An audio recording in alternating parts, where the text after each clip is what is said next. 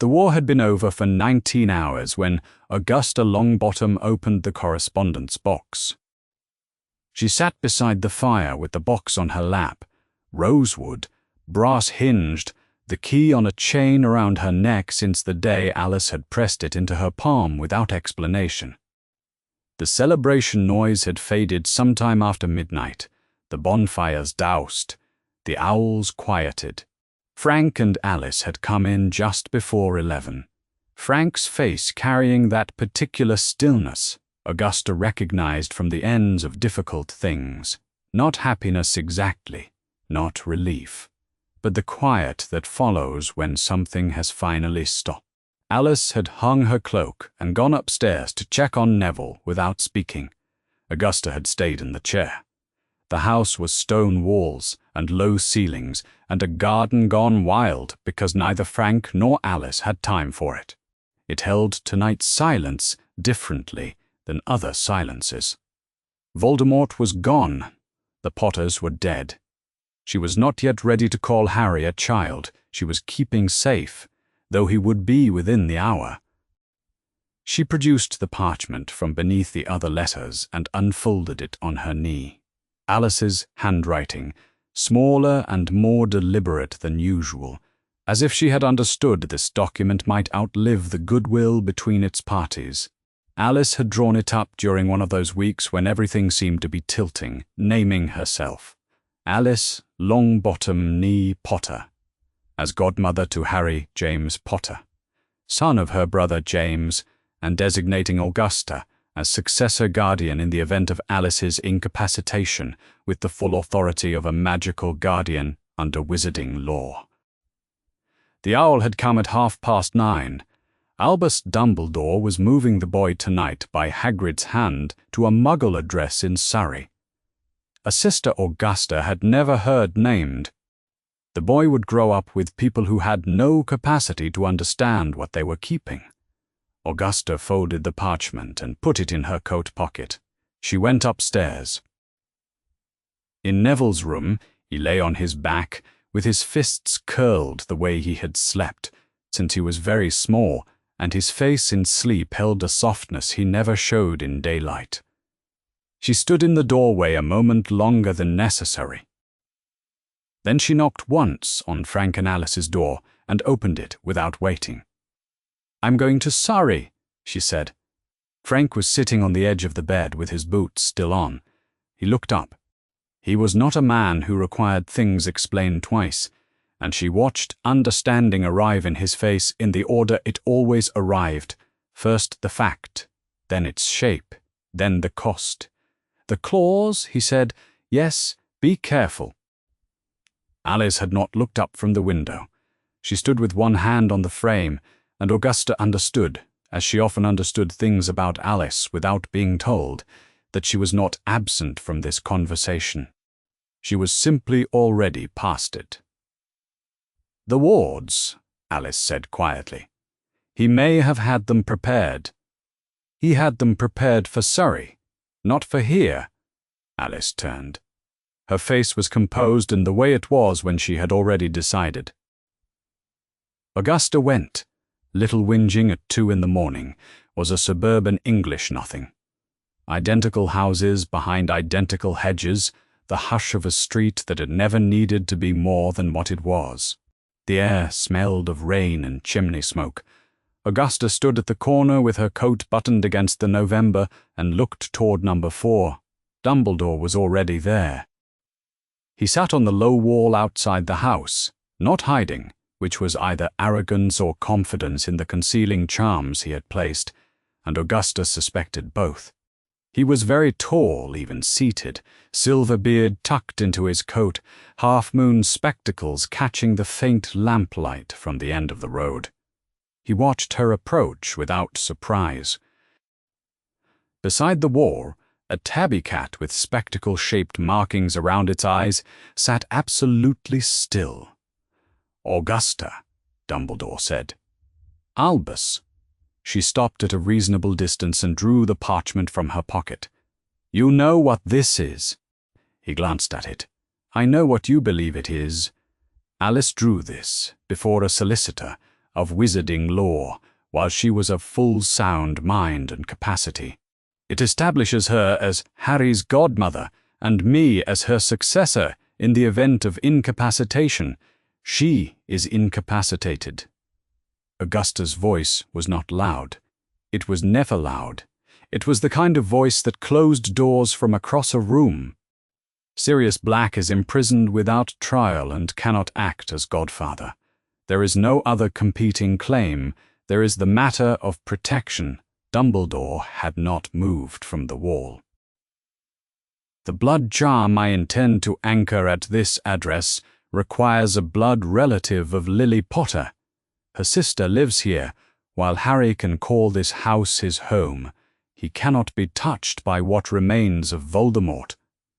I understand the mechanism, and you are prepared to forfeit it." Augusta looked at the house. A light burned in an upper window. She thought of the wards on Longbottom House, the protections Frank had reinforced methodically through the year of Neville's life, what she would commission the moment she returned. "He will be protected in the ways I know how," she said. What Dumbledore was quiet. "Then, without the blood, Harry is unprotected in ways you cannot compensate for. Without the blood, he is in a house full of wizards who understand what he survived." She met his eyes. "You would leave him with people who will never know him. I am not prepared to call that safety." The tabby cat had not moved. Augusta was aware of its particular quality of stillness, not the stillness of animals. Dumbledore looked at the parchment for a long moment, then at the road. Whatever he was considering, he considered it with the weight of a century, and Augusta gave him the time. She was not a woman who mistook patience for weakness. "I will arrange additional wards on Longbottom House," he said at last. "As many as I can anchor without the blood protection. I make no promise they will be sufficient. I did not ask you to promise. I asked you to acknowledge the clause." He inclined his head.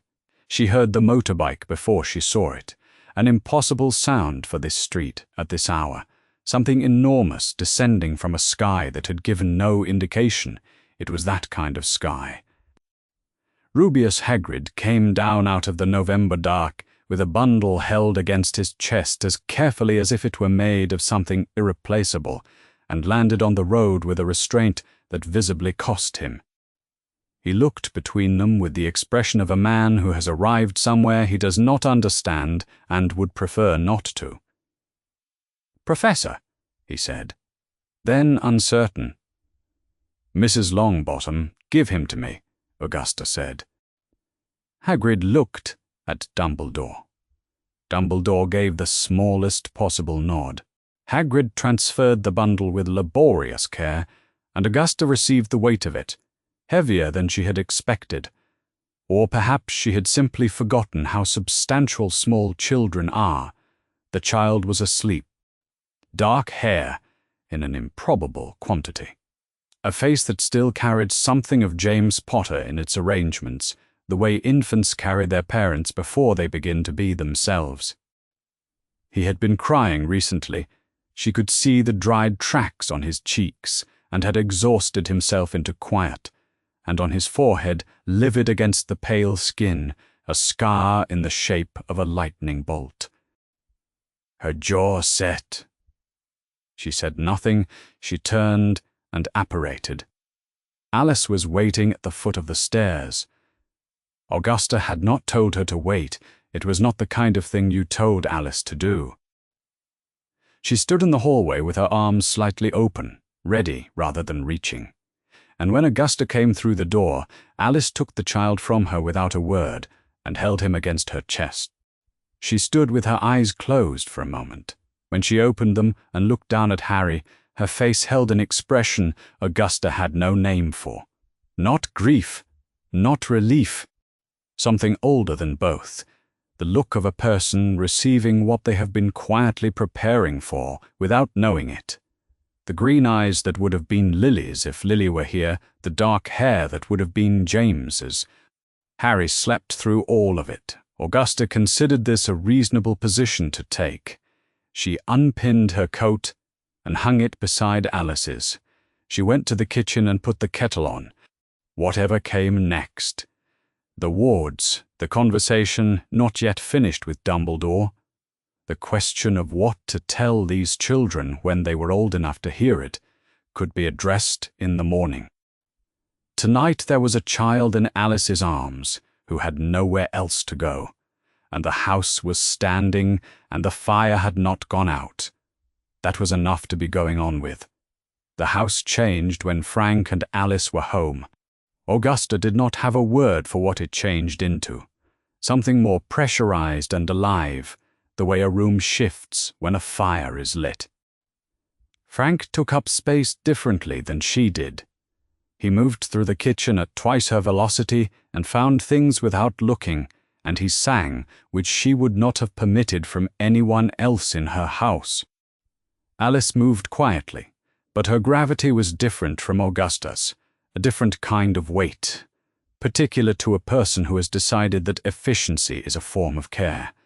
The boys felt it. Harry especially felt it. Whatever he had experienced in the 2 days before he arrived here, he had learned to catalogue warmth as a variable quantity, and in the first days in the Longbottom home, the quantity was high. The first Wizarding War was over. Frank and Alice were on leave.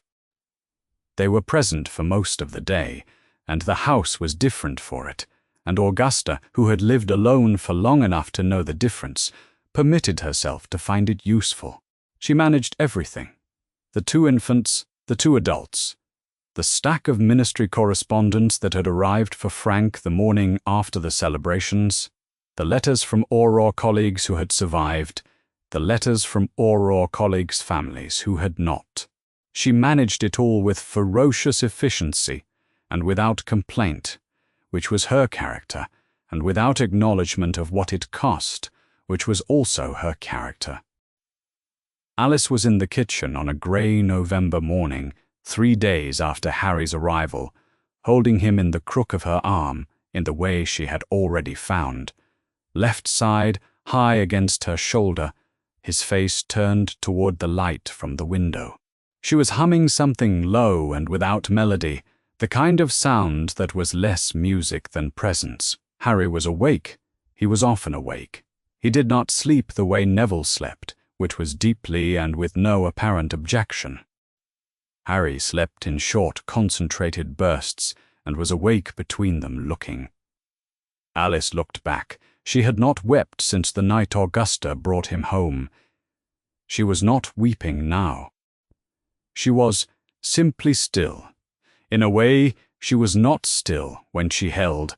Neville and Augusta, passing through the kitchen with a basket of laundry, registered this and chose not to comment on it.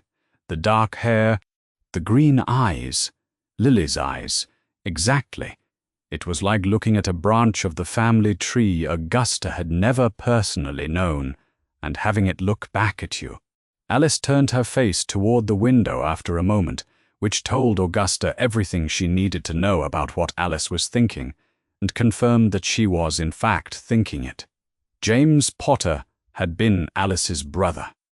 In this household, in this what-if, that had already happened and could not be undone, that was the fact behind everything else. James was gone. Lily. Here was their child in Alice's arms, looking at the grey November light with his mother's eyes, and no idea what any of it meant. Augusta went to put the laundry away. Frank was gentler with Harry than Augusta had expected from a man whose tenderness generally expressed itself through action rather than stillness. He picked Harry up carefully, handled him with a kind of deliberate attention, got him to laugh, which Harry did, a surprised sound on the 4th day, and Neville looked at him sideways from the rug with an expression of deep suspicion, as if laughter were proprietary behavior he had not yet consented to share. But Frank could not look at the scar directly. Augusta watched him not look at it, the way he would angle his gaze slightly above Harry's forehead, or tilt the boy away from the light when he carried him. She understood this. The scar was information she did not yet know what to do with either. It meant something had happened to this child that had not been done to Neville, and Frank, who spent his professional life categorizing threats by type and severity, had no framework yet for what the lightning bolt implied or what would one day follow from it. Outside, the wizarding world was making a great deal of noise about all of it. Augusta closed the windows on the third night and kept them closed. She had no patience for the triumphalism. Two of her connections to this war were still standing only because they had not been at Godric's Hollow on the 31st of October, and they were still standing, still breathing, still singing off-key in her kitchen and carrying infants around and generating ministry paperwork, but they were auras, and the war's end did not mean the work was finished. She read the owls. She read the prophet. She was aware that Bellatrix Lestrange had not been accounted for. She did not say this to Frank and Alice. On the fifth day, Dumbledore's owl arrived. The letter was not long. It acknowledged, in terms that were meticulous and not particularly warm, that Augusta's legal claim had been valid and had been accepted. It noted that additional wards would be arranged on the Longbottom property to compensate as far as possible for the protection that could no longer be anchored to the Dursley household. It expressed a hope that Harry would flourish under Augusta's guardianship. It was signed in Dumbledore's hand with a brevity that Augusta recognized as restraint. He had more to say and had chosen not to say it, which was more interesting to her than if he had said it. She was not satisfied with it, but she was satisfied that she had read it correctly, which was not the same thing. She filed the letter in the correspondence box and locked it. The additional wards came within the week. Ministry-registered wizards in Aura Liaison robes, arriving one morning to walk the perimeter of the property with their wands out, adding layers to the existing protections. Frank liaised with them at the gate, professional and efficient. Alice watched from the kitchen window with Harry on her hip, and whatever she thought about it, she kept to herself, as she kept most things. At the end of the first fortnight, Augusta was standing in the doorway of the room where both boys slept. She had put them in the same room because it was the practical choice. It was the larger room. It had 2 windows, and managing 2 infants in separate rooms at opposite ends of the house would have been impossible for one person alone on the nights Frank and Alice were on duty. Adjacent cribs against the east wall. Neville closer to the door because he had been there first. Harry had taken 3 nights to settle. The new space, the unfamiliar sounds, a silence calibrated differently from wherever he had been before. Augusta had come in twice at 2 in the morning and stood in the dark, not touching him, until he found quiet again. She had not described this to herself as anything other than necessary. On this night, they were both asleep.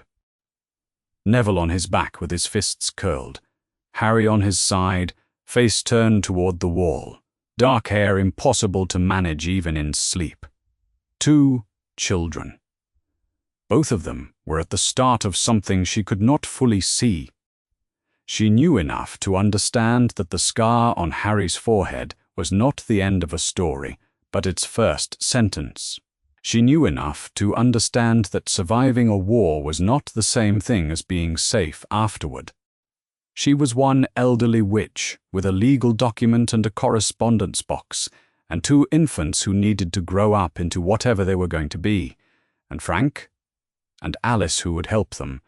For now, for as long as they had, she went to bed. She did not linger, and she did not permit herself sentiment. The house was quiet. Outside, November pressed against the windows. Both boys slept. 3 weeks after Harry's arrival, the house had found its shape. Not warmth exactly. Warmth was Frank bringing both boys out to the garden wrapped in blankets on a mild afternoon, or Alice's low hum carrying through the walls long after she had stopped meaning to hum. What the house had found was a routine, which was a different and more reliable thing. Augusta had both infants in the kitchen by 7:30. She fed them in sequence.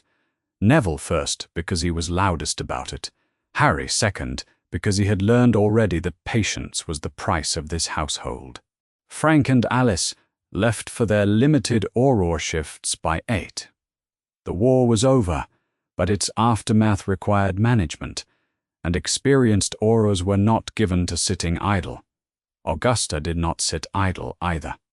By early December, the days had a particular quality, cold, ordered, each one beginning at the same time as the one before it.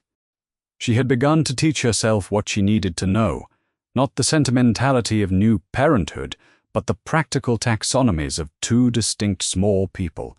Harry ate differently from Neville. He was more particular about temperature. Neville could be distracted into sleep by sound. Harry required darkness and steady pressure on his back, which Augusta administered without thinking too hard about what it meant to be the person doing it. She was not their mother. She was what they had, and what they had was functional, which was sufficient. She had also begun telling them the names of things. Neither of them understood her. That was not the point. She pointed at the window and said, "Window at the garden beyond," and said, "Garden." She named the plants on the sill. Devil's snare, mandrake, sage, in the same tone she would have used for any instruction, and watched what they did with the information. Neville watched her face when she named things. Harry watched the things. She noted this distinction without assigning it significance. Not yet. On a Thursday evening, in the second week of December, Frank and Alice were both home. Frank was in the sitting room with Neville, who was objecting to the indignity of being put down on a blanket when being held was clearly the superior arrangement. Alice was upstairs. Augusta had settled Harry in the nursery and was coming back through the hallway to start supper when she heard the front door open in a way that was wrong. Not Frank's particular unlocking, which had its own rhythm, its own weight, but wrong in a specific and directional way. The way things are wrong when they are about to require action rather than accommodation. Frank was on his feet in the sitting room before she reached the door. He looked at her once. He said, "Take the children." She obeyed. She took Neville from the blanket and went up the stairs without running. Running would have made sound, and she did not want sound, and she collected Harry from the nursery and got both boys into the back bedroom with the heavy stone door that locked from the inside, and she sat down on the floor with her back against the wall and did not move. She heard voices she did not know. She heard Frank, clear, level, attempting something professional even then. She heard a woman's voice that cut through the walls of a stone house the way serrated things cut, high and deliberate, and Augusta knew the quality of it before she had a name for it. They wanted to know, where was the Dark Lord? He could not be gone. They would not believe it. Someone had to know. Frank said something she could not hear. Then she heard the first cruciatus. She had heard descriptions. She had understood the mechanism. Theoretically, abstractly, at a remove, the knowledge kept in a sealed compartment because opening it is not survivable. She had not been in the same building as it before, and the difference between knowing and being in the same building was the kind of difference that cannot be estimated in advance and cannot be recovered from afterward. She pressed her hand against Harry's back and did not move. The sound stopped. There was silence, but was wrong in a new key. Then Frank's voice again, different in a way she knew even then, though she would not let herself know it fully. And then the second cruciatus, and Alice's voice, and it went on longer than Frank's had. And then it stopped, and there was a silence that was different from all the silences that had come before. Augusta stayed where she was, One of the boys was crying softly. She believes it was Harry, though she has never been certain. She pressed her free hand against him and concentrated on the sound of the house around her. She stayed until she heard the front door again. She counted the footsteps, 4 sets leaving in quick succession, and did not hear it again for long enough that she was certain they were gone. She set both boys on the floor and went downstairs. Frank was sitting in the armchair. Alice was on the sofa. They were both alive.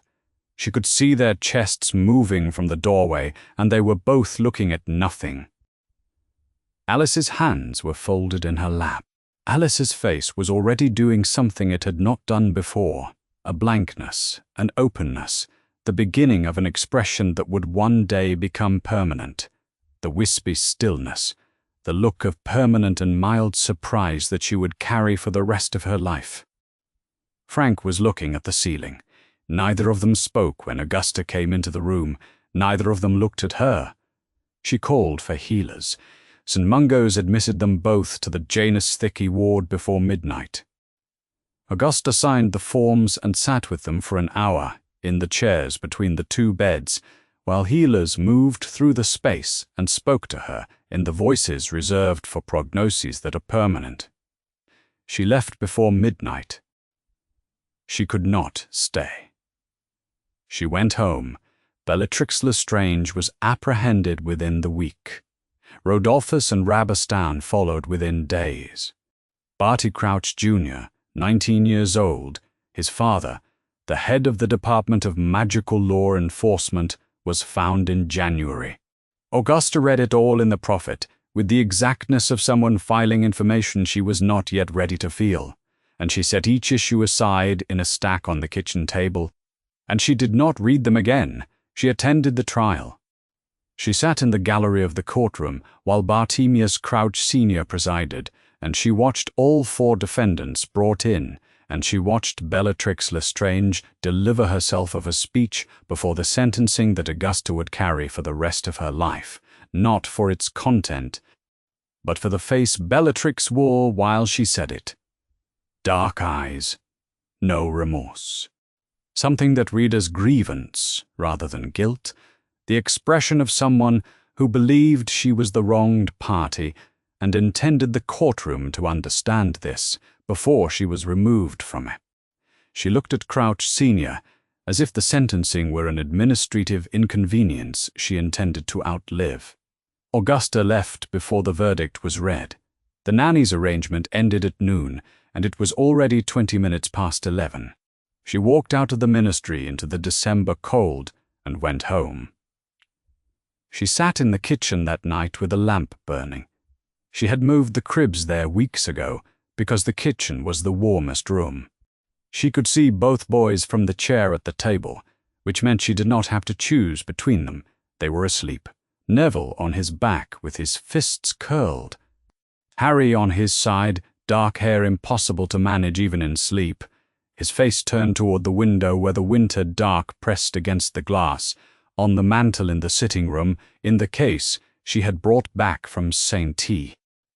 Mungo's in the bag with the rest of Frank's things was Frank's wand. She had set it there because she did not know yet what else to do with it, and leaving it in the bag felt wrong, and the mantel was where important things went, while the question of them was still being resolved. She did not weep. She was aware of the grief as a specific and very large object, occupying most of the available space, but grief of this particular size required resources she could not currently spare. There were 2 infants asleep in her kitchen who required feeding at 6:30 and again at 10, whose needs did not diminish because something enormous had happened and would not diminish tomorrow or the day after that. She sat very straight in the kitchen chair, the way she always sat. Neville had gained a brother overnight. She had not thought of it in those terms. Until this moment, the phrase simply arrived in the middle of December, in a kitchen with a lamp burning and Frank's wand on the mantel, and 2 boys breathing in their cribs, 1 family taken, 1 family given Augusta Longbottom left with the arithmetic and no instructions. She looked at both of them for a long moment, both of them asleep, both of them hers. She sat with it until the lamp flickered. Then she got up, checked the wards, and went to bed. By the time Neville and Harry were 3, the house had become entirely Augusta's. It had been moving in that direction for some time, since the night she brought Harry home, since the night she came back from St. Ain. Mungo's with a bag of Frank's things, and a wand in a case, and a ward to reinforce, and no one else to do any of it. By the time the boys were 3, it was simply complete. The order of the household was Augusta's order. The hours were Augusta's hours. The hat with the stuffed vulture hung on the hook at the top of the hall stand, and her long green dress and her moth-eaten fur stole hung on the rack beside it. And these arrangements were not negotiated because there was no one left to negotiate with. The boys adapted to this as children adapt to whatever they are given. The house was orderly and regular and supplied with meals at consistent times and someone who appeared in doorways when things went wrong. They had not at 3 very much to compare it to. They had each other, which Augusta considered the more important variable. Neville was a quiet child, watchful, with a stillness she recognized from his father's more deliberate silences. Harry was less quiet but not chaotic, more curious than restless, more attentive than impulsive. They moved around each other with the ease of children who have never known a time without each other, adapting their pace and volume to whatever the other required. And Augusta, who had expected to manage 2 discrete children, found instead that she was managing something more like a single system with 2 components. Once a month, she took them both to St. Mungo's. Neville was 4 the first time he asked why his mother did not know his name. They had been sitting in the chairs beside the beds in the Janus Thicky ward, which smelled of potions and the particular quiet of places that have given up on urgency. Alice sat in her chair with her hands in her lap, and the expression of permanent mild surprise she had carried since December 1981. Frank was in his bed, looking at the ceiling. Neville had studied his mother with the intent focus of a child, trying to solve something by patience alone. And then he looked at Augusta and asked the question directly, in the way children do before they learn that some questions are not for asking aloud. Augusta told him his parents had been hurt. Their minds had been injured in the war. They could not always reach the people they loved from wherever they were now. This was not something that would change, and Neville was old enough to hear it plainly, because in Augusta's view, children who were old enough to ask plainly were old enough to be answered plainly. Neville considered this. He looked back at his mother. Alice gave him the wrapper, a folded square of Drubel's best-blowing gum, the same as every month.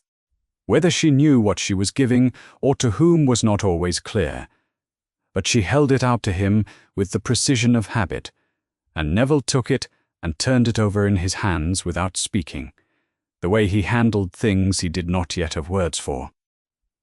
Then Alice looked at Harry. Harry had been in his chair with the steady attention he gave to everything he was trying to understand before deciding what to think about it. Alice studied his face, the dark hair, the build, the green eyes that she might or might not have registered as a kind she knew, and then she reached into her pocket and produced a second wrapper and held it out to him. Augusta said nothing. She took Harry's wrapper and put it in her own pocket for him, in the way she handled most things that were too large and too particular to address in the moment they arrived. She began, around this time, to tell them who they had come from, not the sentimentality, not heroism for its own sake. Augusta did not traffic in heroics, and she did not consider it her role to give the boys legends to worship at the expense of useful information. She told them what their parents had been in practical terms, because practical terms were the only terms she trusted. Frank Longbottom, one of the best aurors of his generation, methodical, fearless in the way that is not the same as reckless. He had calculated what he was walking into, and walked into it anyway, which Augusta considered the harder version of courage. She told Neville this in a tone that made clear she expected no less and no more, and that the gap between expectation and current reality was not a permanent condition, but a temporary one. Neville received this in his habitual silence, looking slightly to the left of wherever she was standing. Alice, she told Harry about differently. Not Alice, who was now in the Janus Thicky ward with her hands in her lap. Alice, who had drawn up the claws, who had been a Potter before she was a Longbottom, who had looked at the state of the world and understood what needed to be done and had the foresight to arrange it before anything made arrangement necessary. A person who understood obligation before obligation arrived. Who looked at a child she might one day need to be responsible for and made herself legally responsible for him in advance, because it was the right thing, and because she was the kind of person who did the right thing early enough that it was still useful. This, Augusta told Harry, was Alice, whether you called her your godmother or your guardian or simply the person who chose you. This is what she was. Harry listened the way he always listened, from a slight distance, without interrupting, assembling the information into something he could orient by. He did not appear ashamed. Where Neville tended to fold inward when presented with the distance between himself and the person he was supposed to become, Harry seemed instead to locate himself relative to it, not measuring the gap but adjusting his heading. Augusta noted this difference without remarking on it, and noted that she had noted it. In Neville's 5th year, a vase left the mantel without anyone touching it. He had been startled, a creak or a branch, against the glass, and the vase simply departed its position and met the floor. Augusta arrived in the doorway, looked at the vase, looked at Neville, and went to the kitchen to write it down.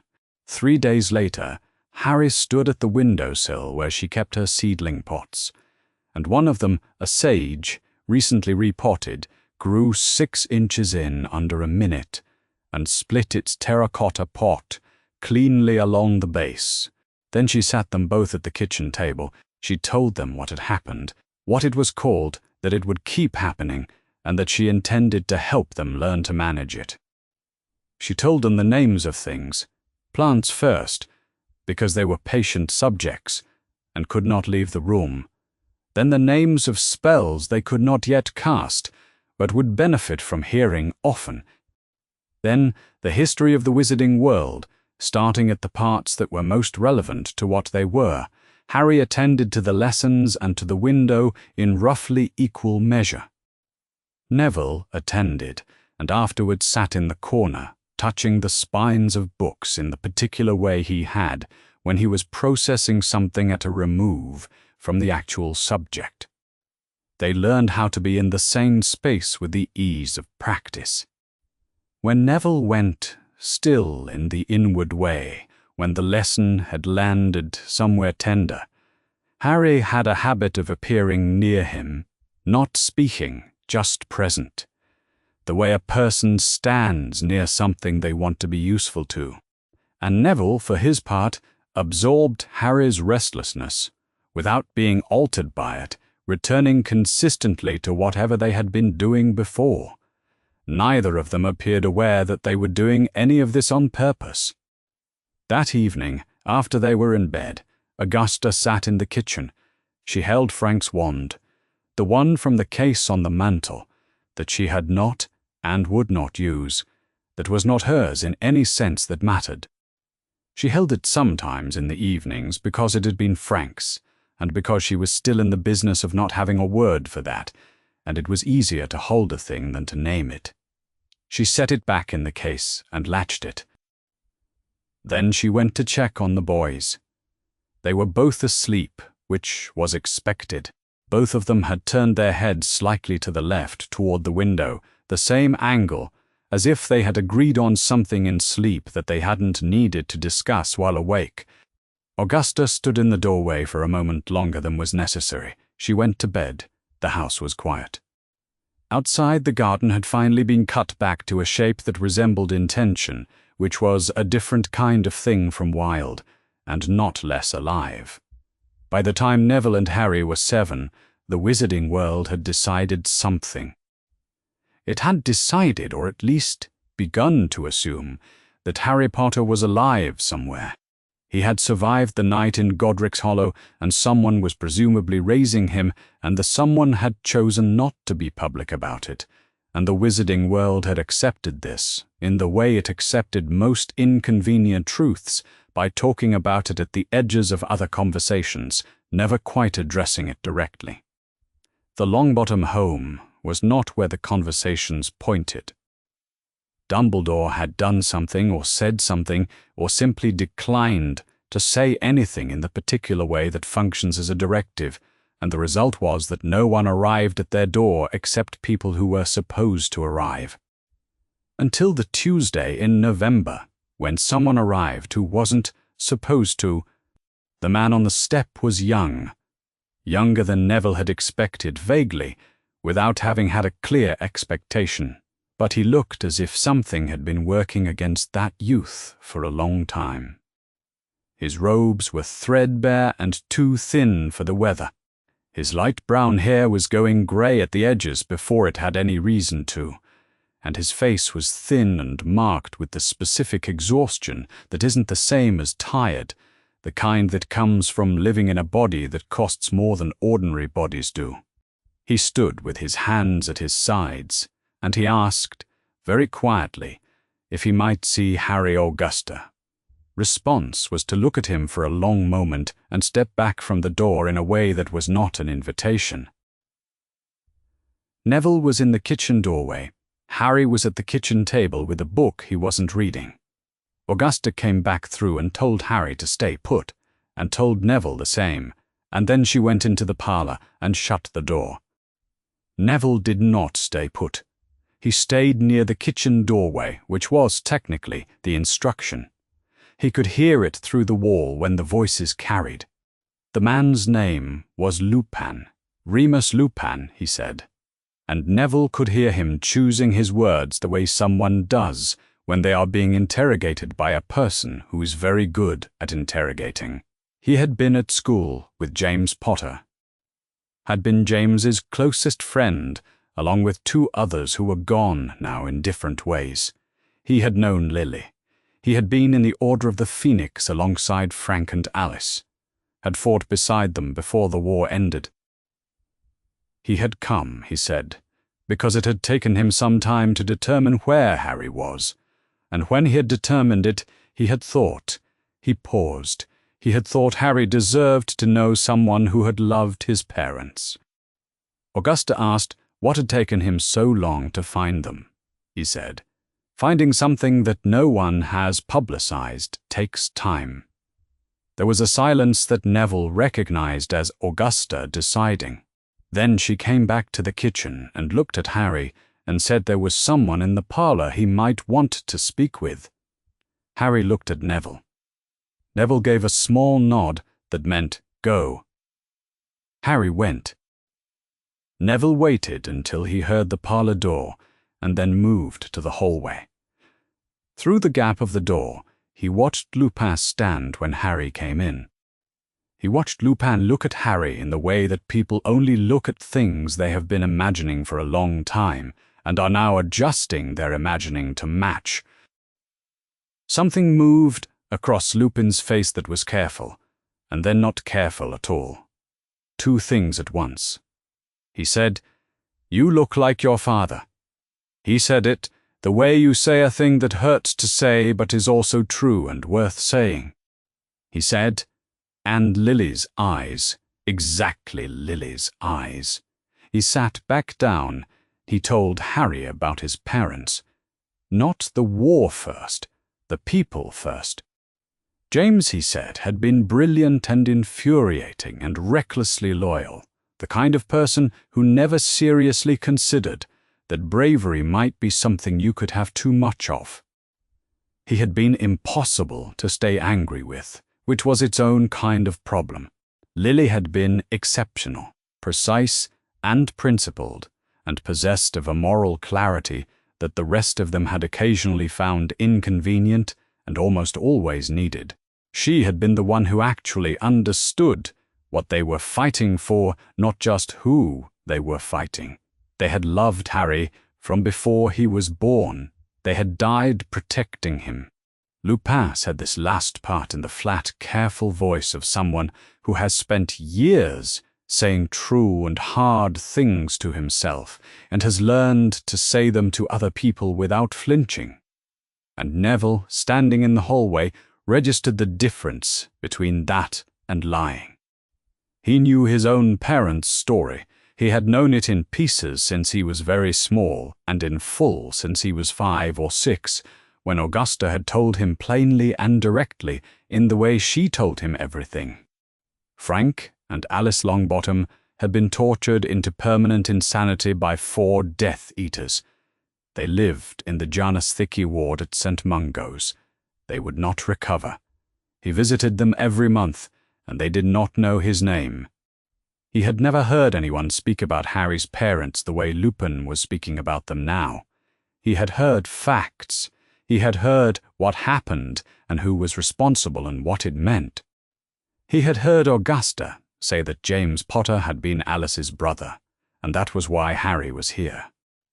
He had never heard anyone say James was impossible to stay angry with, in the specific way that means you loved someone too much to be logical about them. Harry's parents were dead and gone. There was no ward, no monthly visits, no wrapper given by accident. They were simply not available in any form, and the shape of that absence was clean and total in a way that Neville's wasn't. His own parents were alive and gone, in the same chairs every month. Not there. He stood in the hallway and thought, I don't know which of us has the harder version. He held the thought without judgment, just held it, turned it, put it down. Then Lupin said something quiet to Harry that Neville couldn't catch, and Harry said something back, and Neville went to the kitchen to put the kettle on. Lupin left after an hour. Augusta walked him to the door, and said something Neville didn't catch. Then Harry came to the kitchen and sat at the table, and Neville put a cup of tea in front of him without asking if he wanted one, because sometimes that was the right thing and there was no particular reason to ask. They sat without talking for a while. Harry said, Do you think they remember us when they see us? He was looking at the table when he said it, not at Neville. Neville thought about the wrapper in his pocket. Folded square, Drubel's best blowing gum, the same one every month, produced with the certainty of habit by someone who might not know she was giving it, or to whom. He said after a pause, Mum gives me the same wrapper every time. Harry looked up at that. He looked at Neville for a moment, and then back at the table, and neither of them said anything else, and it was the most they had ever said about it to each other. In the corridor outside the kitchen, Augusta stood with her back against the wall. She had come to check on them, to assess, to manage, to determine whether anything required intervention. She had heard Harry's question, and she had heard Neville's answer, and she had not gone in. She stood with her back against the wall and her hands at her sides. She had thought of Harry as a duty. She had been clear about this in her own accounting. Legal obligation, properly discharged, a child who had needed somewhere and whom she had provided with somewhere. She stood in the corridor for a long moment. Then she went quietly back to her room. She was no longer entirely certain that duty was the right word for what it was. By the time they were 9, the lessons had the quality of a contest no one was naming. That was how Harry thought of it, anyway. Augusta set the terms, a charm, a hex, a piece of theory she expected to be absorbed and returned to her on request. And they worked at the terms. and the gap between where they started and where she expected them to finish was the gap that the lessons existed to close. Harry was instinctive. This was what Augusta called it, sometimes with approval, sometimes without, meaning that his magic arrived before the thought that should have preceded it. He felt it most clearly with moving things and with living things. Something ran between him and them like a line pulled taut, and when he pulled, it pulled back. And it was not careful. Neville was careful. Neville was also good at plants in a way that went past training. Augusta had said once, to no one in particular, that the Longbottom gift for herbology was not about knowledge, but about something harder to name. And Neville had looked at his hands afterward. His seedling trays on the south windowsill had produced things that shouldn't have grown that fast in that season. Harry had stopped commenting on it, because Neville had stopped responding to the comments, which meant it had become something private. The scar was also becoming something. The first time it burned in the night, Harry thought he had dreamed it. He lay in the dark, with his hand pressed flat against his forehead, and the feeling already fading, and he decided it was a dream and went back to sleep. In the morning it was gone. He was 9 years old, and there were things to do. It happened 3 more times before he told anyone. The 4th time he woke and sat up in bed, and the pain was specific, not general, not a headache, but localized to the lightning bolt itself, starting there and radiating outward as if something had placed its thumb precisely in that point. He sat in the dark with the feeling until it passed. It took a while to pass. When it did, he sat a little longer, and then he got up and went along the hall to Augusta's room and knocked. Augusta listened to what he said without interrupting. She asked 2 questions. When did it start? How long does it last? And then she said they would go to St. Mungo's tomorrow. She did not ask him if he was frightened. He was not exactly. He was something that didn't quite organize itself into fear, a fishhook feeling of wrongness that he could examine from a distance but not locate the source of. He went back to bed and thought about the scar. He had thought about it less than people seemed to expect. Augusta had told him it was a mark from the night his parents died, and he had understood this at 5 and more fully at 9, which was to say, differently now. Something had happened that night that had not finished happening. The scar was the record of it. The record was burning. Occasionally he didn't know what to do with that information, so he filed it and went to sleep. Mungo's, the senior healer, examined the scar with an expression that Harry catalogued as professional attention, with something underneath the professional attention. He performed a series of tests that produced no results visible to Harry, made notes on a clipboard, and then was quiet for a moment before he said, a mark of rebounded dark magic, and he said it carefully, with the precision of someone who has chosen exactly the right words to say, exactly as little as possible, while technically answering the question. There were things he was not saying. Augusta noticed. He could tell from the particular quality of her silence, which was not acceptance, but storage. She thanked the healer, put her hand briefly on Harry's shoulder, and steered him toward the door. Harry looked back once, and the healer was still watching him. The expression on the healer's face was not entirely professional. Augusta had already turned away. They did not talk about it on the way home, and Harry did not bring it up again, because it had already gone somewhere in him that he didn't have easy access to. In October, Neville heard Harry get a charm right on the first attempt. He had been working on the same charm for a week. Harry had watched him work on it for a week, had watched the careful approach, the rechecked grip, the incantation said in the precise rhythm Augusta had specified, and each time it had produced approximately the right result, but not quite the right result. which for Neville was its own particular problem, because Neville's almost right had a quality of defeat built into it that Harry's didn't. Harry had watched all of this, and on a Thursday morning he tried it himself out of something that was probably curiosity and possibly impatience. And it worked. He looked up. Neville was looking at him. Neville said, "You don't even try. You just do it." Harry had been about to say something that might have been an apology or might have been an explanation, and what came out instead was, "Maybe you think too much." Not because it was wrong, it wasn't entirely wrong, but because it was one of those true things that lands in the wrong place when said without preparation. Neville's face did the thing it did. When Augusta's comparisons arrived, somewhere that didn't have room for them, it closed, careful and total. Harry didn't know how to apologize for a thing that was also true, so he didn't. Neville went upstairs. 3 days of quiet settled over the house like weather.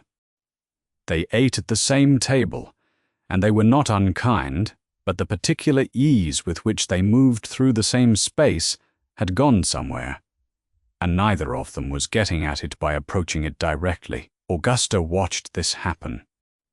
She did not intervene on day 1 or day 2. On day 3, she called them both to the kitchen. She waited until they were sitting.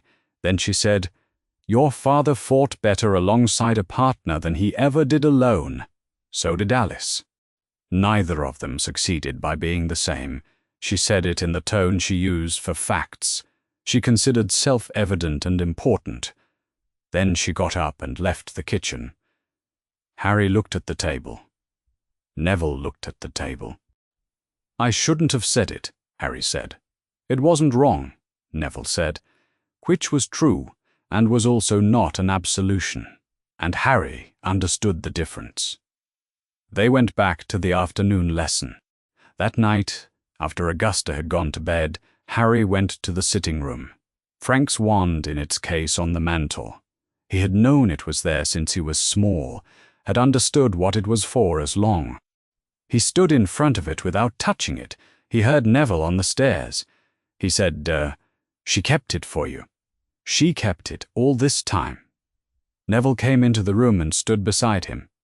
He looked at the case for a long moment without touching it. Then he looked at Harry. "She kept you too," he said. "Not a joke. An accounting, a specific enumeration of what the case and Harry had in common, which was that Augusta had decided both of them were hers to keep." Harry didn't say anything. He stood with Neville in front of the mantel until the fire burned lower and the room went cooler, and then they both went to bed. The scar did not burn that night. When it burned again, and it would, Harry thought of the healer's face, and Augusta's posture in the corridor after, and the particular silence on the way home, which had not been acceptance. He filed all of it in the same compartment with everything else he was not yet ready to open. He was 10 years old. There was time. He was not sure about the time, actually. But he proceeded as if there was. The letters arrived on a Tuesday morning in July, one on top of the other. Augusta set them on the breakfast table without ceremony. She had been expecting them for 11 years, which meant she had had 11 years to decide what posture she intended to hold when they came. The posture was this. She poured tea. She set the pot down. She sat.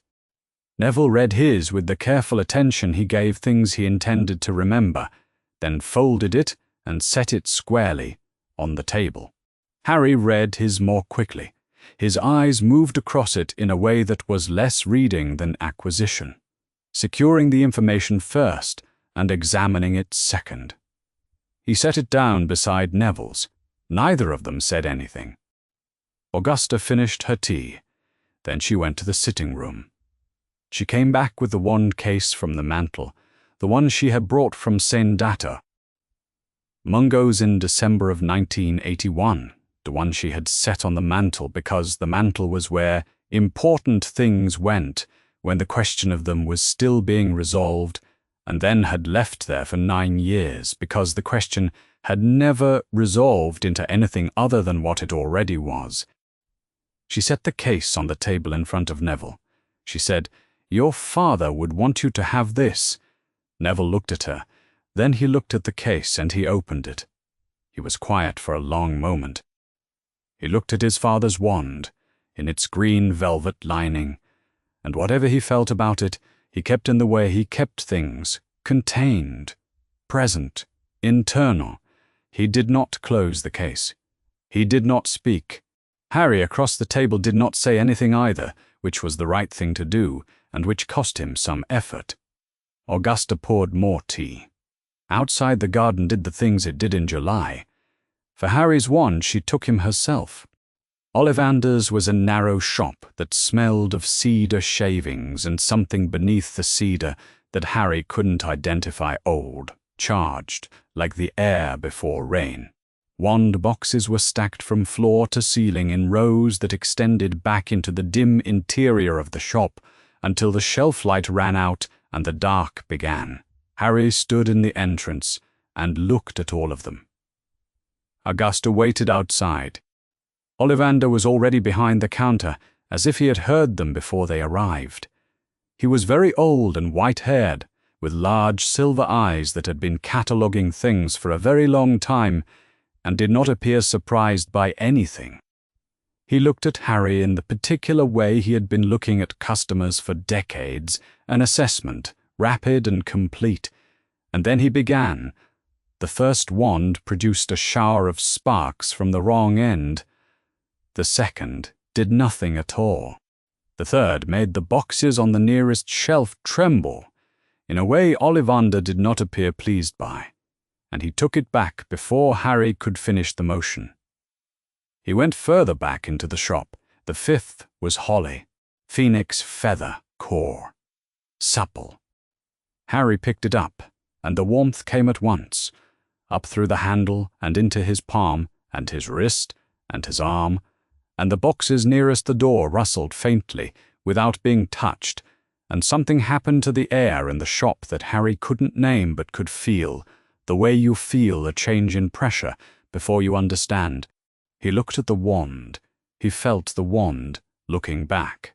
Ollivander had gone very still. He said, "Curious." The phoenix who gave this feather gave only one other. The two wands are in the meaningful sense. He looked at Harry over the tops of his spectacles, silver eyes measuring something. He said, "It is curious indeed." And then he stopped. He appeared to reconsider. When he continued, it was at a different angle. "You may expect great things from each other. That is sufficient." Harry walked out of Ollivander's with the holly wand in his hand and an unfinished sentence in his ears, and he did not know what Ollivander had decided not to say, but he knew the shape of a stopped sentence and the weight of a thing left for later. He filed it. The public reaction began about 20 yards past the apothecary. A woman stopped first, stopped in the middle of the pavement, and turned, recognition and surprise and something more complicated all moving across her face at once. Then a man at the entrance to Madame Malkin's, who turned toward them, and then did not turn away. Then someone reached toward Harry's forehead. It was not aggressive. It was the gesture of a person who needed to confirm something they hadn't believed until now. A hand extended toward the scar, with the unconscious certainty of people who have decided that something belongs to them by virtue of caring about it. The hand came from the left, and Augusta's hand was there first. She did not touch the person. She placed her own hand precisely in the path of the other hand's trajectory and stopped it without contact. The stuffed vulture on her hat did not move. Her expression did not move. She did not speak. The person withdrew. Augusta lowered her hand. They continued to the end of the alley. Harry did not look back at the crowd gathering behind them. He looked at Augusta's profile and understood, from the angle of her chin and the particular set of her jaw, something about what she had been preparing for in the years she had kept him private. She had known this was coming. She had always known. Dumbledore arrived that evening. Augusta showed him to the sitting room and called Harry, and she did not go in with him. He was what the name had always suggested. Very tall, very old, with a silver beard that fell nearly to his belt and half-moon spectacles, and blue eyes that held the particular quality of sustained attention, not just present, but cataloguing, noting, filing with long practice. He looked at Harry the way Lupin had looked at him 4 years ago, adjusting some prior imagining to the actual person in the room. He sat down. He asked, with apparent interest, whether Harry was well. Then he said what he had come to say. The scar, he told Harry, was not a curse. It was a mark of protection, of love that had been made into something more durable than the person who offered it, of sacrifice given without condition or expectation of return. What had been aimed at Harry that night had struck love instead, and had been turned by it. That was why Voldemort was gone, and Harry was here. The scar was the record of that turn. It was not a wound, though it sometimes felt like one, and it was not a weakness. He paused. He said, "There is much more, I will tell you, when the time is right for it. What I will say tonight is that you are not defined by the attention you received today or by the attention that will follow. You were here before any of it, and you will be here after." Harry said, "Is the scar why it hurts sometimes at night?" Dumbledore looked at him for a moment. He said, "Yes, it is connected to things that are not yet fully resolved. They will need to be resolved in time." He said this with the quality of a man placing a piece of information where it can be found again, not urgently, but precisely. Then, he said, "The most important thing I can tell you tonight is that you are not in this alone." He seemed to consider whether to say more, and decided against it. He smiled, something offered without expectation, and got up to find Augusta. He stood in the doorway, which was where she had left the invitation. He said, "He should have grown up not knowing," Augusta said. "He grew up knowing exactly as much as he needed." Neither of them conceded. The lamp burned. The evening pressed against the kitchen windows. Augusta showed him out. The night before departure, both boys packed their trunks. Harry did his in under an hour, with the speed and economy of someone who processes by motion rather than contemplation.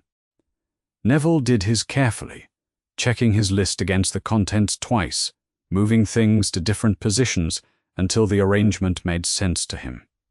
Augusta moved between rooms.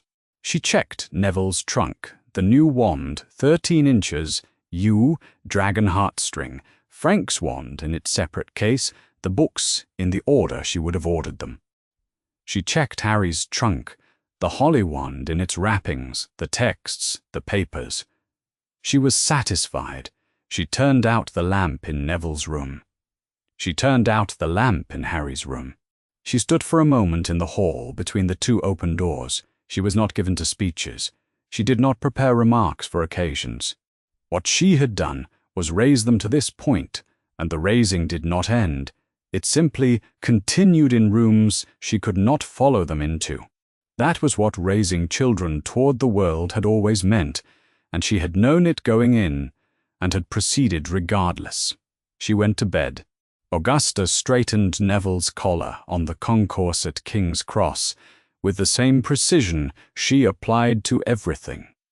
Thumbs flat against the lapels, a single firm downward stroke. And because her hands were steady in the way that told him she had decided to be steady regardless of whatever she felt about sending him onto a train for Scotland. She adjusted the position of his trunk. She looked at him. She said, "Work hard. Do not shame the Longbottom name." She had said this to him before. At the start of lessons, at the start of months, at various other thresholds she had sent him across. The words had a quality of weight to them that was not cruelty, and not coldness, but something more like standing instruction. This is who you are, and who you are has obligations, and I expect you to keep them. Neville had, over 11 years, arrived at a settled relationship with the instruction, which was not comfort and was not entirely distance. She turned to Harry. She looked at him for a moment in the way she had recently begun to look at him, the way that was not the same as how she looked at Neville, though Neville had never been able to name the difference precisely. She adjusted the strap of Harry's bag. Then she said, "You are in my care." "Behave accordingly," Harry said. Yes, he said it in the way he said things to Augusta that he meant. She released them both to the barrier. The platform was noise and steam, and several hundred people all moving in different directions at once. And Neville stepped through the barrier and was immediately aware that he had been wrong about what it would feel like.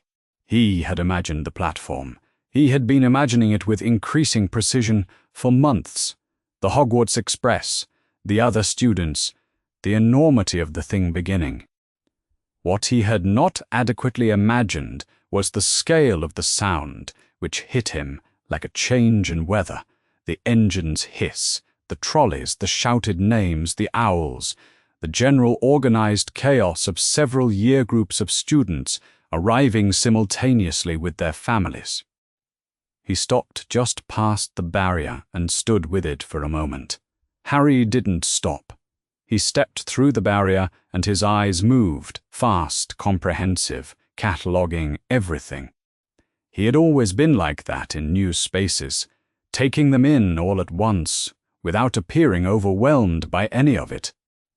He spotted the scarlet engine at the far end of the platform, the open carriage doors, the students already hanging from windows calling down to parents.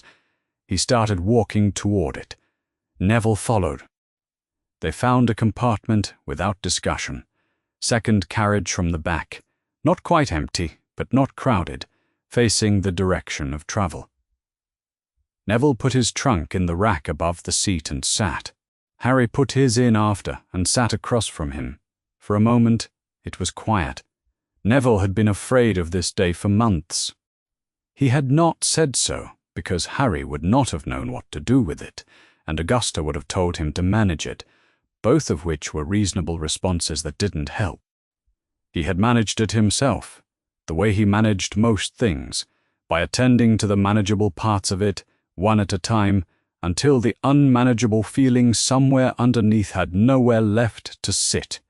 He had packed his trunk correctly. He had the wand in its case.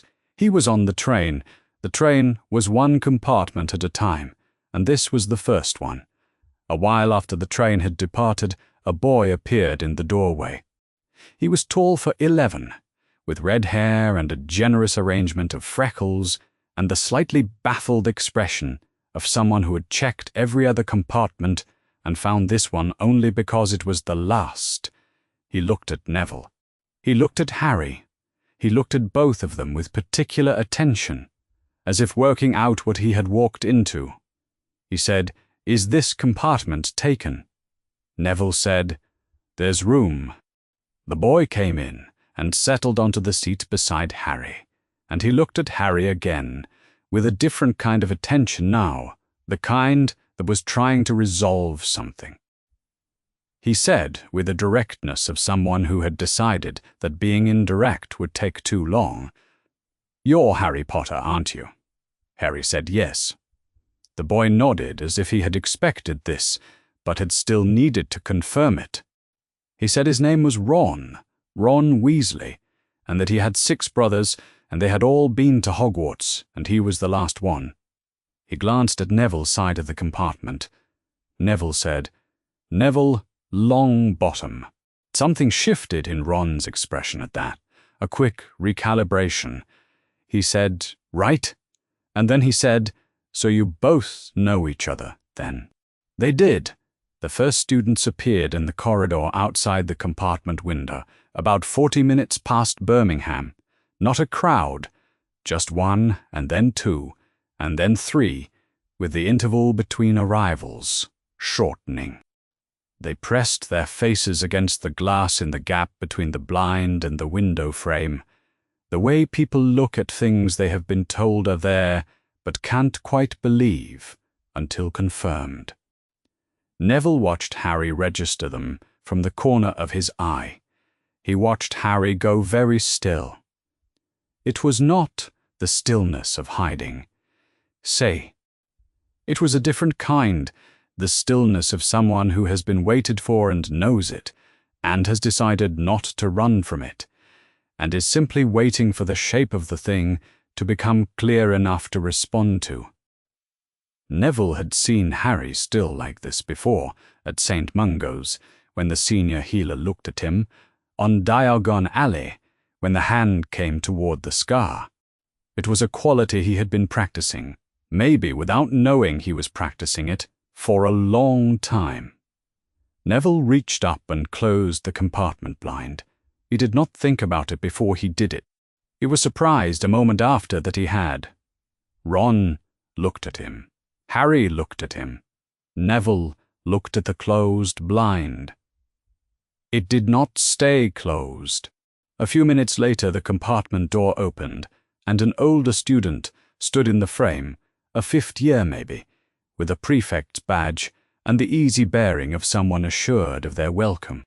He looked at Harry with the direct, acquisitive attention of someone who wants to be able to say they saw the thing they came to see. He did not look at Neville. He did not look at Ron. He looked at Harry's forehead. Harry looked back at him without moving. His expression was calm and not warm. Neville said, from his corner of the compartment, "He's not a museum exhibit." The older student looked at Neville. Neville held his gaze, which took more effort than he intended and less than he had feared. The student looked back at Harry, who had still not moved, and then at Neville again, and then he left. Nobody said anything for a moment. Ron looked at Neville. Harry looked at Neville. Neville looked at the window, which had nothing useful to show him yet, just the passing countryside going dark as they moved north. He was surprised. That was the clearest thing he could say about it. He was surprised. He had not planned to say that. He had not rehearsed it. It had arrived without preparation, and it had worked, and he did not entirely know what to do with that information except to note it and keep it somewhere he could find it later. Harry said nothing, which was also right. The castle appeared at the far end of the Black Lake, as if it had always been there and had been waiting to be seen. It came into view through the boat's bow as they crossed the water in the early evening dark. Towers and lit windows, and a sky that had begun to fill with early stars. And Neville looked at it and felt something he did not have a word for. Not awe, exactly, though there was awe in it. Something more specific, the awareness that this place had existed before him, had existed when his parents were alive and walking its corridors and studying its subjects, and becoming the people they became in it, and that they had brought something of it home with them, and that he had grown up in the shadow of that, without knowing the shape of the thing itself. His father had walked these halls. His mother had walked these halls. He was here now. He looked across the bow at Harry, who was looking at the castle with the expression he wore when something was too large to immediately process. Harry's parents had been here too, James Potter and Lily Evans, both of them, long before either of them had any particular reason to know they would matter. The castle had not distinguished between any of them. It had simply been there, the way it was there now, lit against the dark, waiting to be entered. Neither of them spoke. The boat moved across the water, and the castle grew larger, and the dark came in around the edges of the lamplight, and Neville kept his eyes on the towers until the boats reached the far bank and someone called for them to leave their trunks. He followed. The great hall was larger than Harry had expected, which was saying something, since he had been expecting something very large. The ceiling was the first thing. It disappeared upward into the night sky, the actual night sky, with clouds moving slowly across it and stars beyond the clouds, and Harry looked at it for several seconds before he remembered he was supposed to be walking. The candles floated in clusters, hundreds of them, their light warming the stone of the walls and the long tables where hundreds of students sat watching the line of first years file in. The house tables ran the length of the hall, and at the far end was the staff table, and at the center of the staff table was Dumbledore, who was already exactly where Harry had expected him to be. He looked at all of it once, quickly, and then he looked for Neville. Neville was 2 places ahead of him in the line, shoulders at the particular angle that meant he was managing something he hadn't expected to be quite this large. Harry watched him take one steadying breath. They had walked in separately because of alphabetical order, and now there was a gap of 2 names between them that felt larger than it was. At the front of the hall, a tall woman in dark robes set a stool down, and on the stool she set a pointed hat, old and battered and patched at the brim. Then the hat opened what was apparently its mouth, along a crease near its crown, and it sang.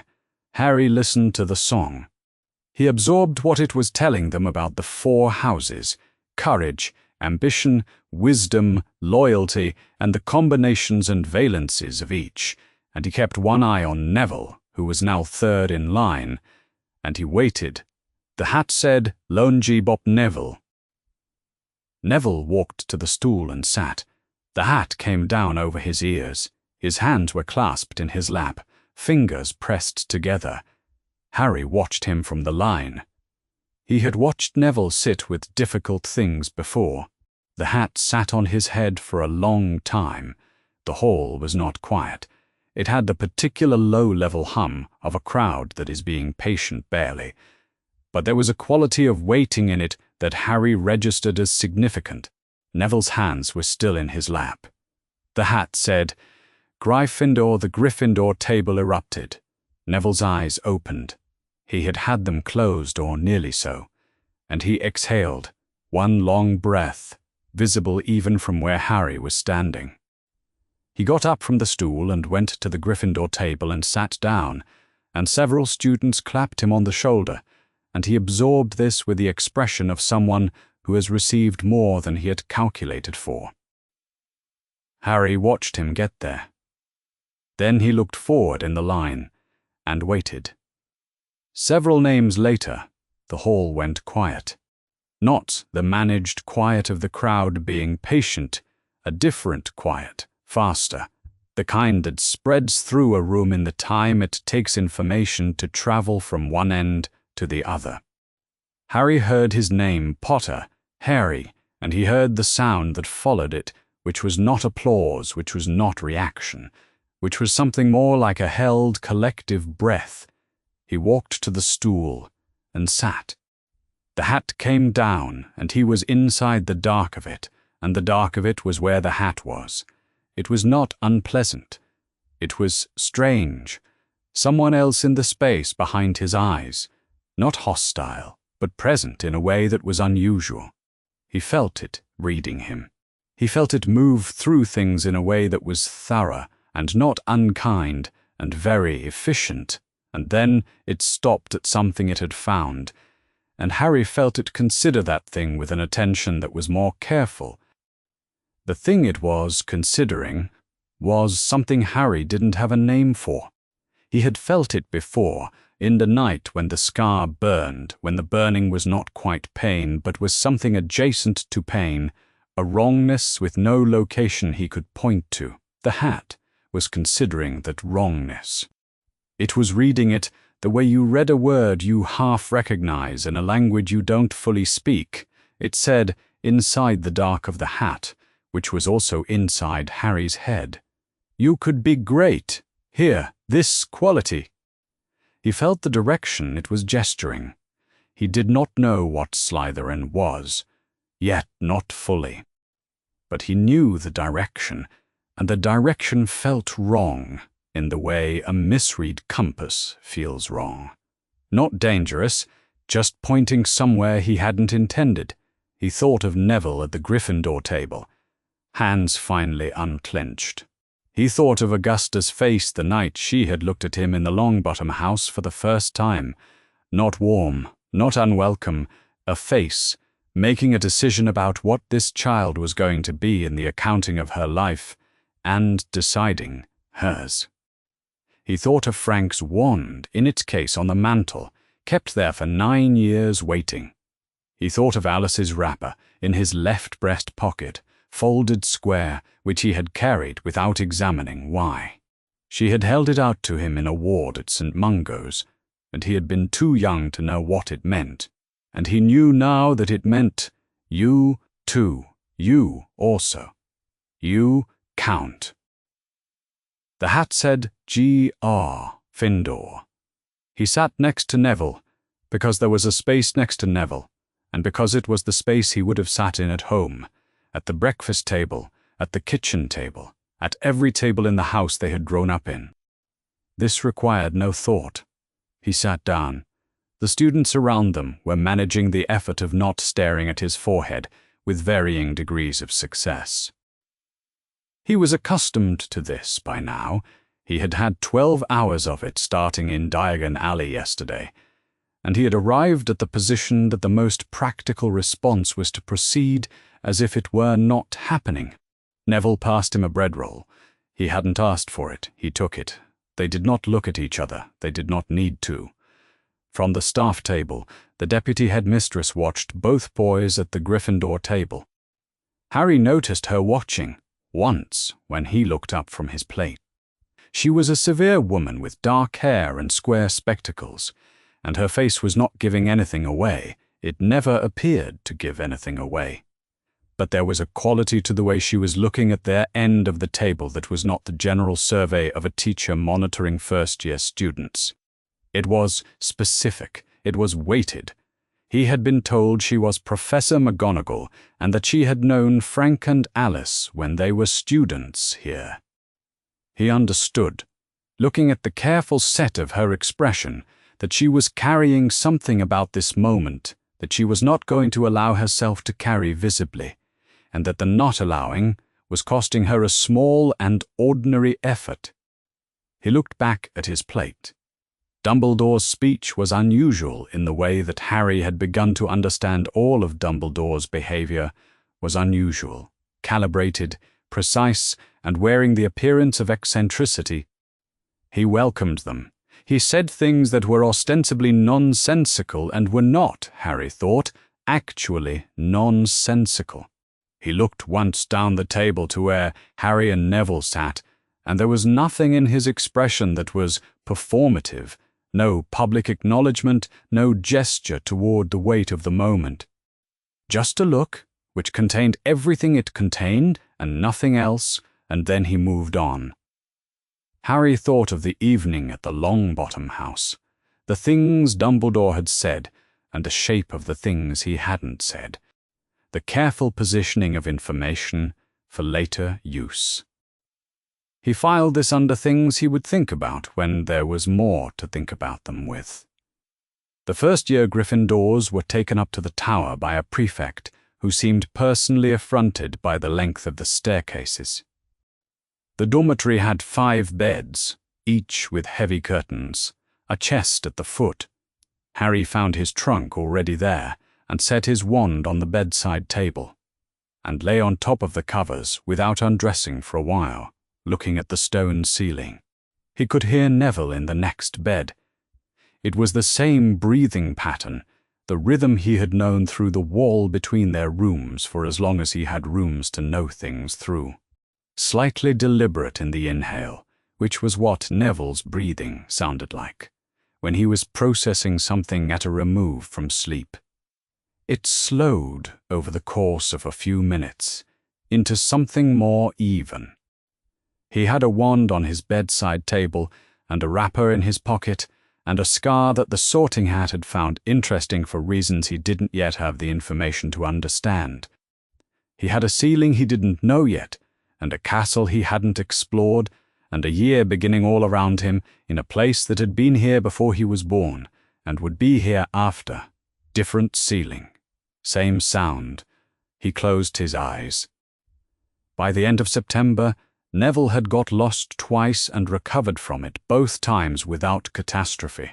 The first time was a Wednesday, third week of term, a staircase that moved between the time he went up it and the time he needed to come back down, and he stood at the wrong landing for a full minute before he accepted that he was on the wrong floor and would need to find his own way to Charms. He found it. He was 4 minutes late, and Professor Flitwick gave him the look that small men with large amounts of patience deploy on students who are clearly trying, and that was the end of it. The second time was on a morning when he had separated from Harry at breakfast, and the castle had done the thing it apparently did to new students when left unsupervised, which was rearrange its passages until they no longer bore any resemblance to the map he had been building in his memory. He stood at a junction he had never seen, and worked backward from his last known position until he found the corridor he recognized, and he arrived at herbology 2 minutes early. He noted more carefully still that neither had produced the particular panic he had feared. Harry was somewhere in the castle. Harry being somewhere in the castle was not the same as Harry being next to him, but it was enough to change the shape of the building. The first potions lesson was on a Thursday morning, and Neville had been told enough about Professor Snape to have certain expectations, and the expectations were met.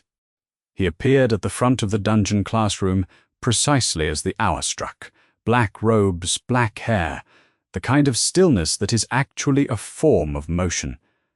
And he looked at the rows of first-year Gryffindors and Slytherins with the expression of a person who has been disappointed before and has made arrangements for it.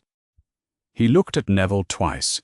Both times Neville's hands, beneath the table, pressed flat against his thighs.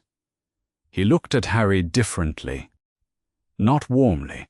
Professor Snape did not appear to have a warm look. What he had was a range of cold registers, but differently. A calculation passing behind his eyes, something being assessed and set aside. He asked Harry 2 questions and received 2 acceptable answers, and moved on without the particular deliberateness he applied to students he had decided to make an example of. Neville noted this. He was not sure what it meant, except that Harry's particular position in the world, ward of Augusta Longbottom, raised in an Auror household, had reached the dungeons before them. Neville's cauldron melted on the 4th lesson. The swelling solution required precise heat management, and he had been watching his hands too carefully, and not the flame, and the pewter went soft at the base and ran across the workbench, and Professor Snape arrived behind him with the expression of someone confirming a hypothesis. He told Neville to clean it up and said something quiet that Neville chose not to carry with him out of the dungeon, which was the only act of self-preservation available. Harry, 1 bench over, finished his own potion without incident, and then passed Neville a clean cloth without comment. Neville cleaned it up. Herbology was in the greenhouses, and the greenhouses smelled of earth and growing things and the specific warmth of living systems pressed close together. And Neville walked into the first lesson and felt something in his chest settle. He had not known how much he'd missed it until he was back in it, the smell of soil, the particular responsiveness of plants, the way a seedling would lean toward his hand before he touched it. Professor Sprout taught with the energy of someone who loved her subject too much to be careful about concealing it, and she moved through the greenhouse identifying problems and solutions with a briskness that was not impatient but was efficient, and Neville worked at his bench without hesitation for the first time since September 1st. He was aware, distantly, of Harry at the neighboring bench. He was aware that Harry was watching him. He did not think about being watched. He thought about the mandrake seedlings and their root systems and where the soil was compacting wrong, and he made adjustments that were small and exact, and the seedlings responded, and Sprout noticed and said nothing, but noted it in a way that Neville could see, and he did not try to make himself smaller about it. Afterward in the corridor, Harry said, "You're really good at that." Neville looked at him. Harry said it in the direct way he said things he meant, not as a performance, not as the kind of compliment that comes with expectation attached. He simply said it as a fact he was reporting. Neville said, "I know." He had not meant to say it quite that directly, but it was true, and it was out before he could replace it with something more careful. Harry looked satisfied, the way he did when a thing he had observed was confirmed accurate. He did not make more of it than that. Neville carried the exchange quietly with him for the rest of the afternoon. By the second week of October, a fellow Gryffindor had become a fixture at their table in the library. She was capable and relentlessly prepared and occasionally insufferable. She appeared at their table on a Tuesday evening with a charms textbook and a list of questions, and she did not ask if she could sit. She simply sat and began working through her questions, and when Neville answered one, she looked at him with the expression of someone revising her category for him. Her name was Hermione Granger. She came back on Wednesday and Thursday. By Friday, she had a permanent chair. Harry accepted this with the equanimity he applied to most things. Neville took longer. But she had a quality that was, on examination, useful. She took problems seriously and did not let them alone until they were solved, which was a quality Neville recognized and respected even when it was applied with more volume than necessary. The three of them studied. It was not comfortable. It worked. On a Thursday morning in late October, Madame Hooch lined the first years up on the training pitch beside a row of broomsticks and told them to fly. Neville had known for some time that he was not going to be good at this. He was not good at things that required him to commit fully to forward motion before he had determined that forward motion was safe. He rose 4 feet off the ground and understood immediately that 4 feet was high enough and stayed there. The broomstick registered his hesitation and vibrated in a way that felt like disapproval. At the other end of the row, Harry let go of the ground the way he let go of most things, entirely, without particular concern for what came next, and was 20 feet up before Madame Hooch called them back. She watched him come down with an expression that was measuring something. Later in the lesson, when a pale-faced boy threw Neville's Remembrall out over the pitch with a laugh that was designed to be overheard, Neville watched it arc through the air and felt the familiar, resigned weight of having his things taken. He watched Harry go after it before it had traveled 10 yards.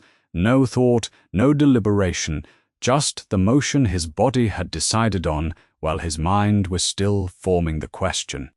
Harry caught the Remembrall at the height of 2 feet above the grass, broom leveled flat, and Madame Hooch went completely still. Professor McGonagall appeared from the castle doorway before the lesson ended. Harry was put on the Gryffindor Quidditch team as seeker. The announcement that he was the youngest player in a century moved through Gryffindor Tower that evening, in the particular way that information moves when everyone wants to have been the one who heard it first. Neville retrieved his Remembrall from Harry's hand and put it in his pocket and said that was obvious. "You know you were always going to be good at flying," Harry said. "I didn't know." "I did," Neville said. The letter from Augusta arrived 3 days after the team announcement. It was short. Augusta's letters were always short. She did not see correspondence as an opportunity to say things she could equally say in person. She used it for the transfer of specific information at specific moments. The letter read, "The Longbottom name is not associated with mediocrity. See that it stays that way." That was all. It was signed Augusta. Neville watched Harry read it. He watched him read it a second time. He watched him set it propped against the candlestick on his bedside table, where it remained for the rest of term. He did not ask Harry what he thought about it, because he already knew, and because some accountings did not need to be put into words to be understood. The great hall on Halloween was warm and loud and smelled of roasting meat and something sweet carried on the candle smoke. And by now, 2 months in, both boys had stopped cataloguing the castle and simply inhabited it. Harry ate. Neville ate. The jack-o'-lanterns floated at intervals along the tables, their expressions carrying the specific character of things conjured by people who thought hollowed gourds with fire in them. Then the doors of the great hall opened. The defense against the dark arts professor came through them at a run, or something close enough to a run that the distinction ceased to matter. His turban was askew. He grabbed the edge of a table near the door and said, "Troll in the dungeons." He said it twice, something about wanting them to know, and then he went down. The hall went from noise to a different kind of noise in the space between two heartbeats. Dumbledore was on his feet. The staff table erupted into motion. Students around Harry rose from their benches, first slowly, then not slowly, and the prefects began calling their houses together. "Gryffindors here. Gryffindors, move up the stairs. Keep together." Harry stood up. He looked for Neville, who was already standing beside him, and they joined the stream. The stream moved toward the staircases and up, and Harry moved with it for 11 steps before he heard something. He could not have said afterward exactly what it was. A sound from a side passage, a dragging weight, something that displaced air in large quantities, or just a pull in a direction that wasn't up. He stopped moving. Neville, beside him, had also stopped. They looked at each other. The line of students continued past them, pushing toward the staircases. Gryffindor, keep moving. When the gap in the flow was wide enough, they stepped sideways into a corridor that turned immediately dark, and the sounds of the evacuation receded behind them, and what was ahead of them was not quiet. Neville smelled the troll before he saw it. It was vast and grey-green and moved through the corridor at the far end with the unhurried quality of something that has never had cause to hurry. 12 feet tall, maybe more. It was difficult to judge scale when the scale was that wrong. The club in its hand was the size of a small tree. It had not seen them yet. It was moving toward a side passage with the slow certainty of something following a sense they didn't have. Neville's hand went to his wand. Not his wand, his father's wand. He had carried it every day since Augusta set the case in his hands at the breakfast table in July, and he had not used it for anything that mattered. He had taken it out at night once, and held it and put it back. He had not let himself think too carefully about what it would feel like to use it in something real, because thinking too carefully about things you were afraid of was a way of making the fear specific enough to stop you. Harry was already moving. Of course he was. Harry was always already moving. He had picked up something from a niche in the corridor wall, a piece of something, broken stone, and he threw it at the far wall, hard, and the sound it made echoed and the troll turned. Neville drew his father's wand. His hands were shaking. Not slightly. Genuinely. The kind of shaking that isn't fear, so much as the body's acknowledgement that the stakes of the present moment are very high, and it has not been prepared for them. He pointed the wand at the troll. He thought of the spells they had learned. He thought of his father, methodical and fearless in the way that is not reckless, the way Augusta had described him, calculated, who had walked into things knowing what they were.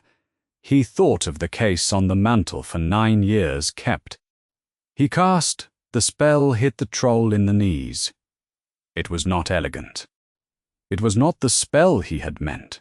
What he had meant had been something else entirely, and what his hands had produced, in the extremity of the moment, was something adjacent but close enough to work. It swung the club sideways, and the wall took most of it, and Harry went flat to the floor, and then Neville cast again, the same spell, properly this time, with both hands around the handle and his feet under him, and the troll's legs went out from under it. It came down. The corridor shook. Harry picked himself up from the floor and looked at the troll, which was not moving, and then at Neville, Neville was standing very still in the way he stood when something had happened that he hadn't finished believing yet. His father's wand was still in his hand.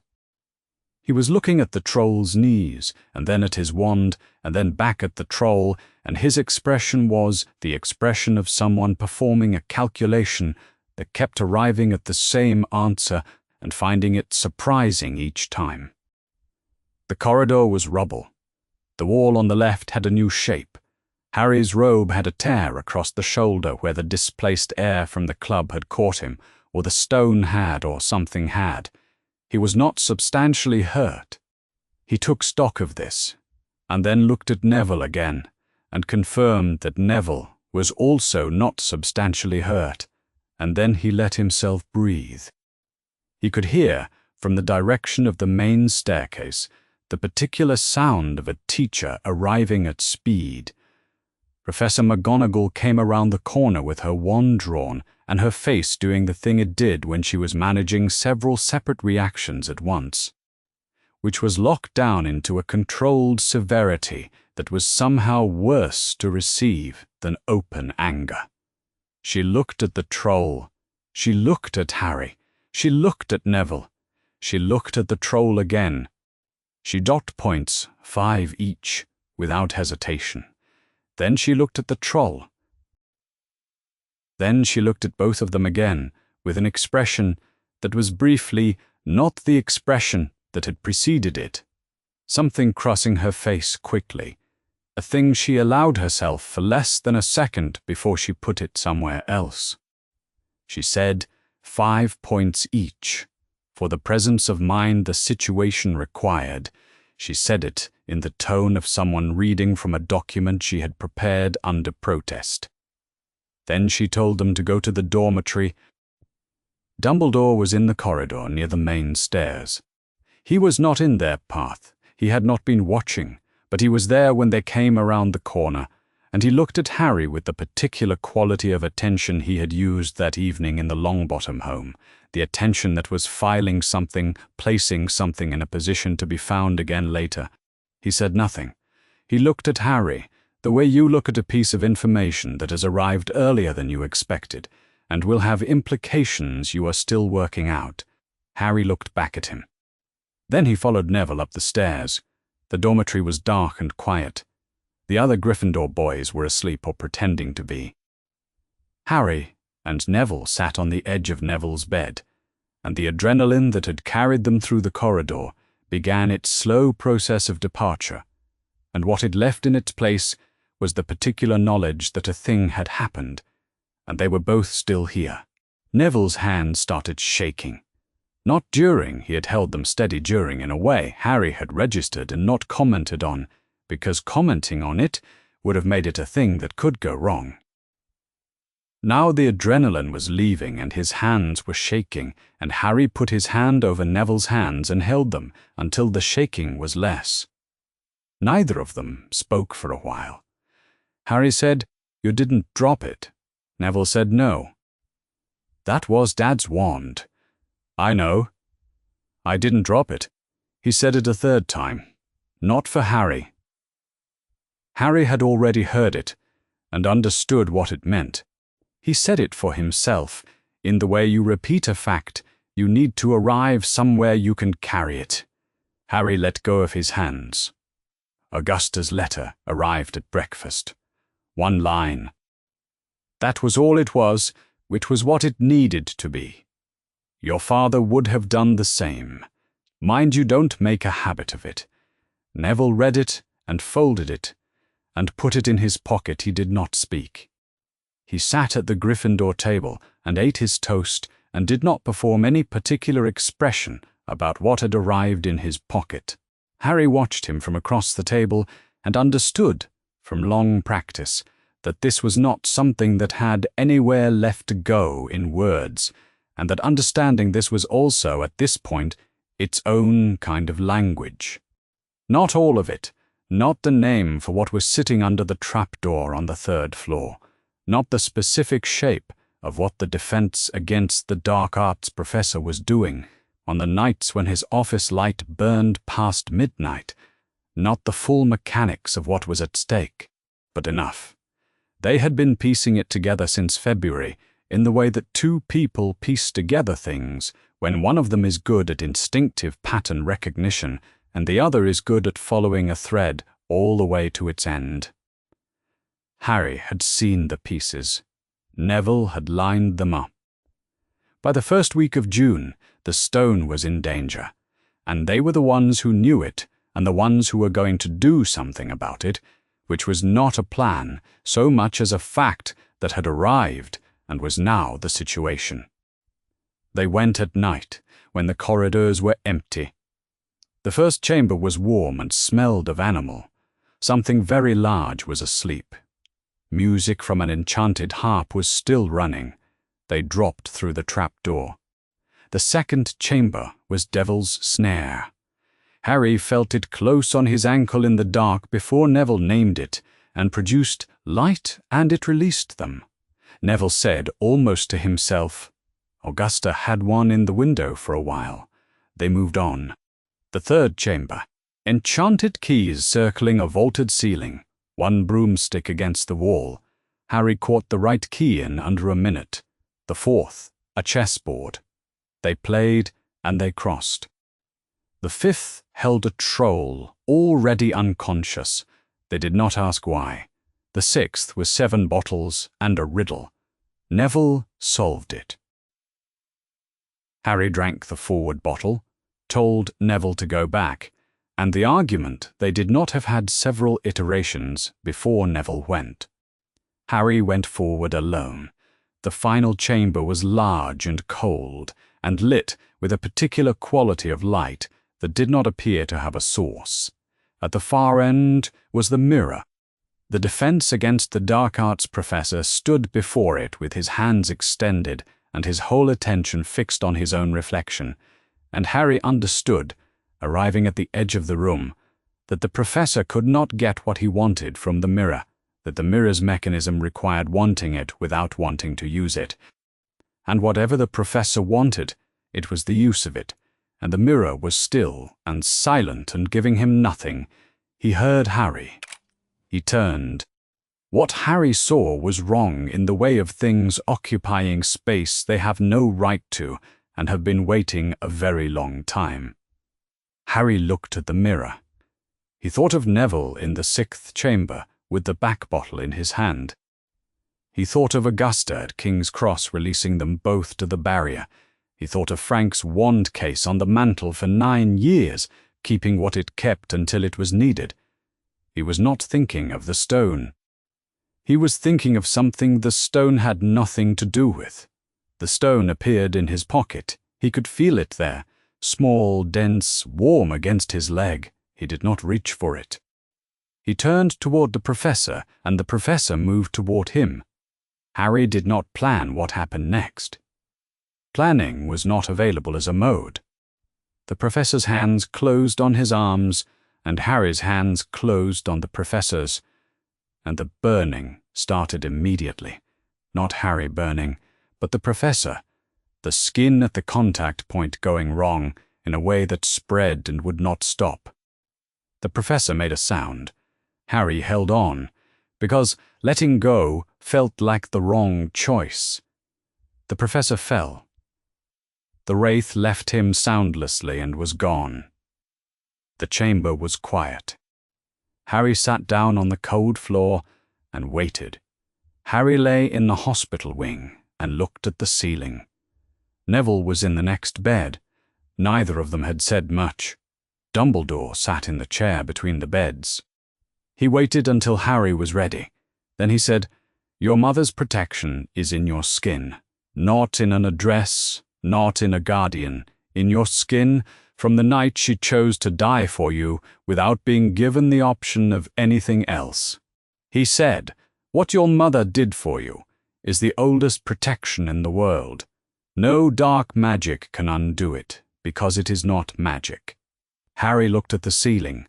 He said, "Is that what happened in there, in the chamber?" Dumbledore said, "Yes." He said it without elaboration, which was a form of confirmation Harry had learned to read. He said, "There is more I will tell you. Not today.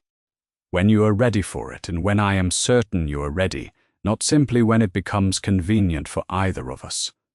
Harry filed this. He was growing very good at filing Dumbledore. Augusta arrived the afternoon of the second day. She moved through the hospital wing the way she moved through everything, directly, without apparent concern for whether the space had arranged itself to receive her. The stuffed vulture on her hat did not move. She wore her long green dress and her moth-eaten fur stole, and she came in and sat in the chair between the beds, and she looked at both of them. She looked for a long time. She did not touch them immediately.